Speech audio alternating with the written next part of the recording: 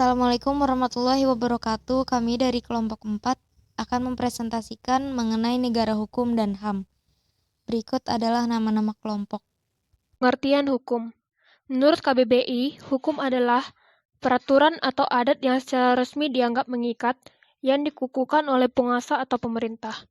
Menurut Plato, hukum adalah seperangkat peraturan-peraturan yang tersusun secara baik serta teratur yang sifatnya mengikat hakim dan masyarakat. Menurut Karl Marx, hukum merupakan suatu cerminan dari hubungan-hubungan hukum ekonomis dalam masyarakat dalam tahap perkembangan tertentu. Pengertian negara hukum. Secara umum, negara hukum merupakan negara yang penyelenggaraan pemerintahannya bertumpu pada dasar hukum yang berlaku di negara tersebut. Menurut Aristoteles, negara hukum adalah negara yang terdiri atas hukum yang menjamin keadilan bagi warganya. Hukum dapat dibagi menjadi dua menurut bentuknya, yaitu hukum tertulis dan hukum tidak tertulis. Menurut Hugo Grape, hukum adalah negara yang berdasarkan pada hukum dan harus bertanggung jawab kepada hukum. Unsur negara hukum secara umum terbagi menjadi 4. Yang pertama, hak dasar manusia dihargai sesuai dengan harkat dan martabatnya sebagaimana manusia. Yang kedua, adanya pemisahan atau pembagian kekuasaan untuk menjamin hak-hak itu. Yang ketiga, pemerintahan dilakukan berdasarkan peraturan perundang-undangan. Yang keempat, hadirnya peradilan dalam perselisihan antara rakyat dengan pemerintahannya. Ciri-ciri negara hukum dibagikan menjadi 4 bagian. Yang pertama yaitu kekuasaan dijalankan sesuai dengan hukum positif yang berlaku. Yang kedua, pekerjaan negara berada di bawah kontrol kekuasaan kehakiman yang efektif. Yang ketiga, berdasarkan sebuah undang-undang yang menjamin HAM. Yang keempat, menuntut pembagian kekuasaan. Tujuan negara. Di sini saya mengambil tujuan dari negara menurut beberapa ahli. Yang pertama yaitu menurut John Locke. John Locke menyatakan bahwa tujuan negara adalah memelihara dan menjamin terlaksananya hak-hak hak asasi manusia. Kekuasaan penguasa dibatasi oleh HAM tersebut. Yang kedua yaitu menurut Cranenburg, menyatakan bahwa negara tidak hanya menjaga ketertiban hukum serta melindungi hak dan kewajiban warga negaranya, melainkan negara secara aktif juga harus berupaya mewujudkan kesejahteraan masyarakat. Yang ketiga adalah menurut Plato. Plato menyatakan tujuan negara adalah untuk memajukan kesusilaan manusia sebagai makhluk individu dan makhluk sosial. Konsep negara hukum. Gagasan, cita, atau ide negara hukum selain terkait dengan konsep restat, dan the rule of law juga berkaitan dengan konsep nomokrasi, état de droit di Perancis, stato di diritto di Italia, dan socialist legality di negara komunis atau sosialis. Di zaman modern, konsep negara hukum di Eropa kontinental dikembangkan antara lain oleh Immanuel Kant, Paul Laban, Julius Stahl, Fichte, dan lain-lain dengan menggunakan istilah Jerman yaitu Rechtsstaat. Sedangkan dalam tradisi Anglo-Amerika, konsep negara hukum dikembangkan atas kepeloporan AVDK dengan sebutan the rule of law. Menurut Julius Stahl, konsep negara hukum yang disebutnya dengan istilah Rechtsstaat itu mencakup 4 elemen penting, yaitu perlindungan hak asasi manusia, yang kedua pembagian kekuasaan, yang ketiga pemerintah berdasarkan undang-undang, yang keempat peradilan tata usaha negara. Sedangkan AVDK menguraikan adanya 3 ciri penting dalam setiap negara hukum yang disebutnya dengan istilah the rule of law, yaitu 1. Supremacy of law, 2. Equality before the law, 3. Due process of law.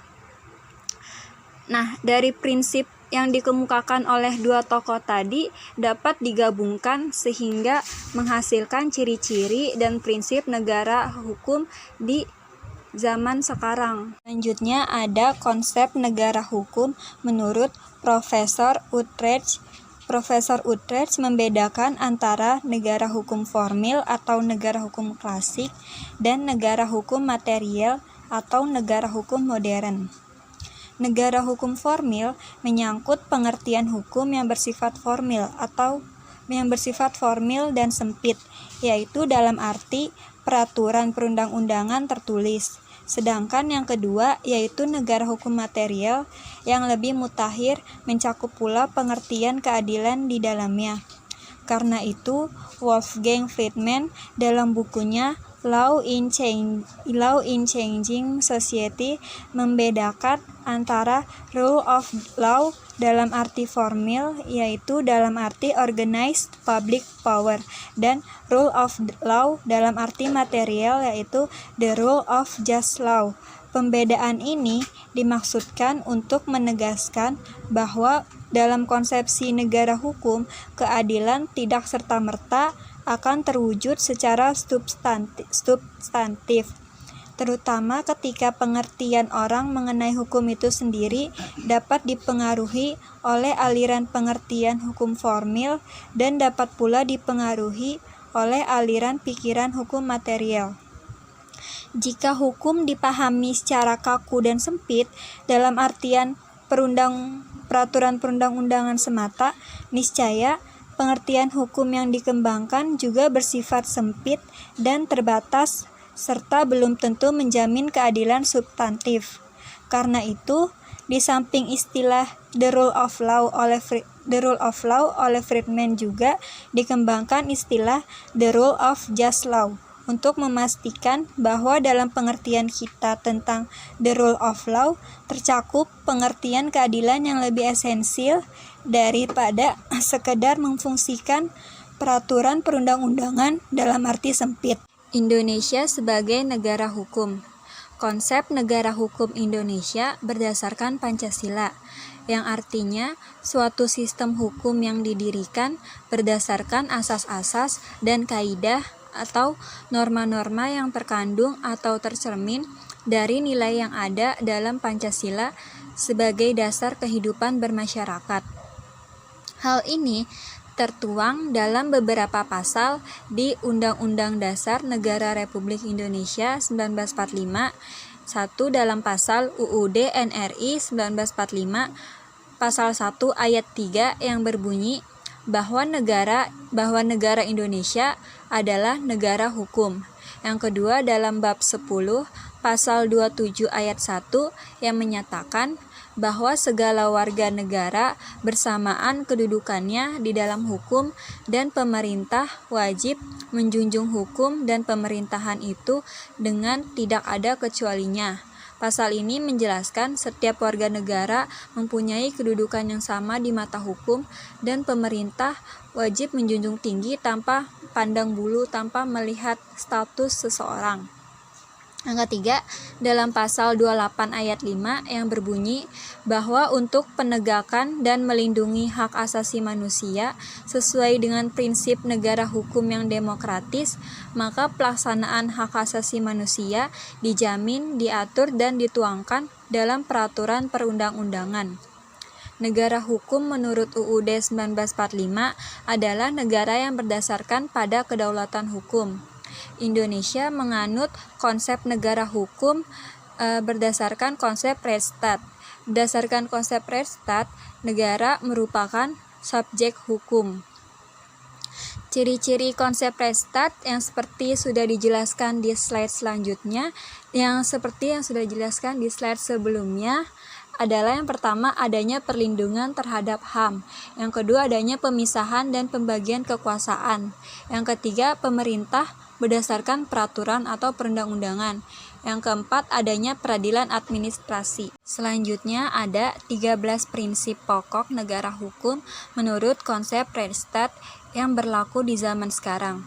Ke-13 prinsip pokok tersebut merupakan pilar-pilar utama yang menyanggah berdiri tegaknya suatu negara modern sehingga dapat disebut sebagai negara hukum atau the rule of the law atau Rechtsstaat dalam arti yang sebenarnya, yaitu 1. Supremasi hukum atau supremacy of law. Adanya pengakuan normatif dan empirik akan prinsip supremasi hukum, yaitu bahwa semua masalah diselesaikan dengan hukum sebagai pedoman tertinggi. Dalam perspektif supremasi hukum, pada hakikatnya pemimpin tertinggi negara yang sesungguhnya bukanlah manusia, tetapi konstitusi yang mencerminkan hukum yang tertinggi. Pengakuan normatif mengenai supremasi hukum adalah pengakuan yang tercermin dalam perumusan hukum atau konstitusi. Sedangkan pengakuan empirik adalah pengakuan yang tercermin dalam perilaku sebagian terbesar masyarakatnya bahwa hukum itu memang supreme. Yang kedua, persamaan dalam hukum atau equality before the law. Adanya persamaan kedudukan setiap orang dalam hukum dan pemerintahan yang diakui secara normatif dan dilaksanakan secara empirik. Dalam rangka prinsip persamaan ini, segala sikap dan tindakan diskriminatif dalam segala bentuk dan manifestasinya diakui sebagai sikap dan tindakan yang terlarang, kecuali tindakan-tindakan yang bersifat khusus dan sementara yang dinamakan affirmative action guna mendorong dan mempercepat kelompok masyarakat tertentu atau kelompok warga masyarakat tertentu untuk mengejar kemajuan sehingga mencapai tingkat perkembangan yang sama dan setara dengan kelompok masyarakat kebanyakan yang sudah lebih maju.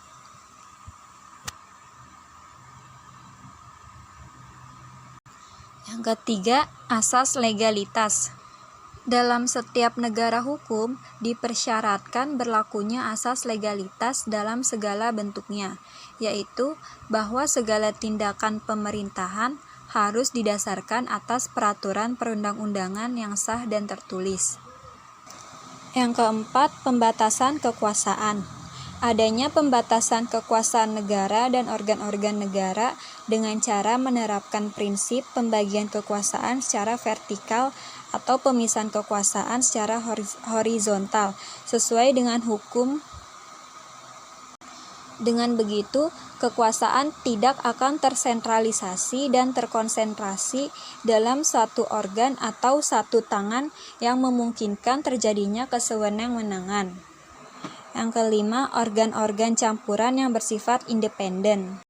Dalam rangka membatasi kekuasaan itu, di zaman sekarang berkembang pula adanya peraturan kelembagaan pemerintah yang bersifat independen, seperti bank sentral, organisasi tentara, dan organisasi kepolisian.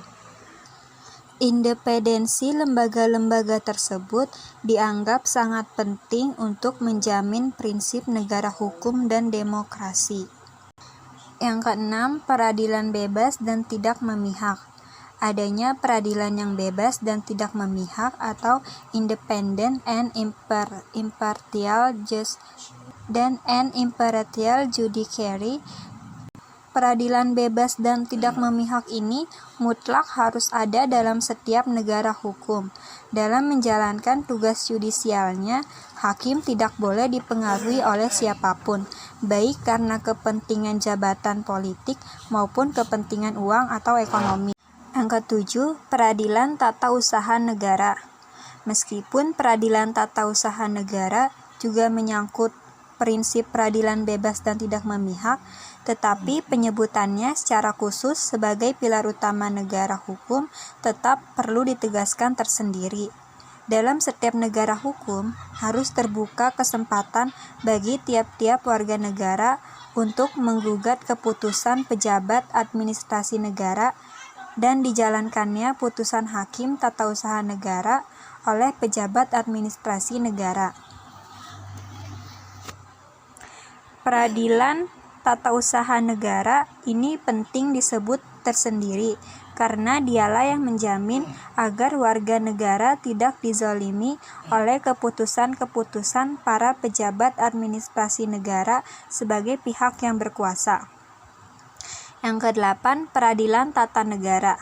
Di samping adanya peradilan tata usaha negara yang diharapkan memberikan jaminan tegaknya keadilan bagi tiap-tiap negara, negara hukum modern juga lazim mengadopsi gagasan Mahkamah Konstitusi dalam sistem ketatanegaraannya, baik dengan pelembagaannya yang berdiri sendiri di luar dan sederajat dengan Mahkamah Agung, ataupun dengan mengintegrasikannya ke dalam kewenangan Mahkamah Agung yang sudah ada sebelumnya. Pentingnya peradilan ataupun Mahkamah Konstitusi adalah dalam upaya memperkuat sistem checks and balance antara cabang-cabang kekuasaan yang sengaja dipisah-pisahkan untuk menjamin demokrasi. Yang ke-9, perlindungan hak asasi manusia. Adanya perlindungan konstitusional terhadap hak asasi manusia dengan jaminan hukum bagi tuntutan penegaknya melalui proses yang adil. Perlindungan terhadap hak asasi manusia tersebut di masyarakat secara luas dalam rangka mempromosikan penghormatan dan perlindungan terhadap hak-hak asasi manusia sebagai ciri yang penting suatu negara hukum yang demokratis. Yang ke-10, bersifat demokratis. Dianut dan dipraktekkannya prinsip demokrasi atau kedaulatan rakyat yang menjamin peran serta masyarakat dalam proses pengambilan keputusan kenegaraan, sehingga setiap peraturan perundang-undangan yang ditetapkan dan ditegakkan mencerminkan nilai-nilai keadilan yang hidup di tengah masyarakat. Hukum dan peraturan perundang-undangan yang berlaku tidak boleh ditetapkan dan diterapkan secara sepihak oleh atau hanya untuk kepentingan penguasa secara bertentangan dengan prinsip-prinsip demokrasi. Yang ke-11, berfungsi sebagai sarana mewujudkan tujuan bernegara.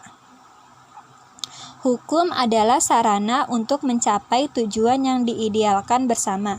Cita-cita hukum itu sendiri, baik yang dilembagakan melalui gagasan negara demokrasi maupun yang diwujudkan melalui gagasan negara hukum, dimaksudkan untuk meningkatkan kesejahteraan umum. Yang ke-12, transparansi dan kontrol sosial.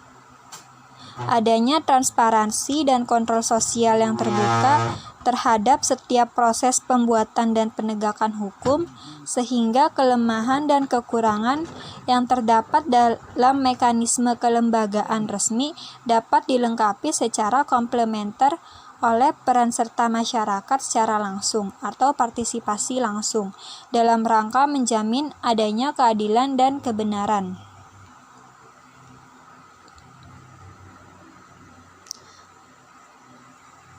Yang terakhir, yang ke-13, berketuhanan yang Maha Esa. Khusus mengenai cita negara hukum Indonesia yang berdasarkan Pancasila, ide kenegaraan tidak dapat dilepaskan pula dari nilai-nilai ketuhanan yang Maha Esa, yang merupakan sila pertama dan utama Pancasila. Karena itu, di samping ke-12 ciri atau unsur yang terkandung dalam gagasan negara hukum modern seperti di atas tersebut, unsur ciri yang ke-13 adalah bahwa negara hukum Indonesia itu menjunjung tinggi nilai-nilai kemahaesaan dan kemahakuasaan Tuhan. Artinya, diakuinya prinsip supremasi hukum tidak mengabaikan keyakinan mengenai kemahakuasaan Tuhan yang Maha Esa yang diyakini sebagai sila pertama dan utama dalam Pancasila. Karena itu, pengakuan segenap bangsa Indonesia mengenai kekuasaan tertinggi yang terdapat di dalam hukum konstitusi di satu segi tidak boleh bertentangan dengan keyakinan segenap warga bangsa mengenai prinsip dan nilai-nilai kemahakuasaan Tuhan yang Maha Esa. Dan di pihak lain, pengakuan akan prinsip supremasi hukum itu juga merupakan pengejawatahan atau ekspresi kesadaran rasional kenegaraan atas keyakinan pada Tuhan yang Maha Esa yang menyebabkan setiap manusia Indonesia hanya memutlakkan yang esa dan menisbikan kehidupan antar sesama warga yang bersifat egaliter dan menjamin persamaan dan penghormatan atas kemajemukan dalam kehidupan bersama dalam wadah negara Pancasila.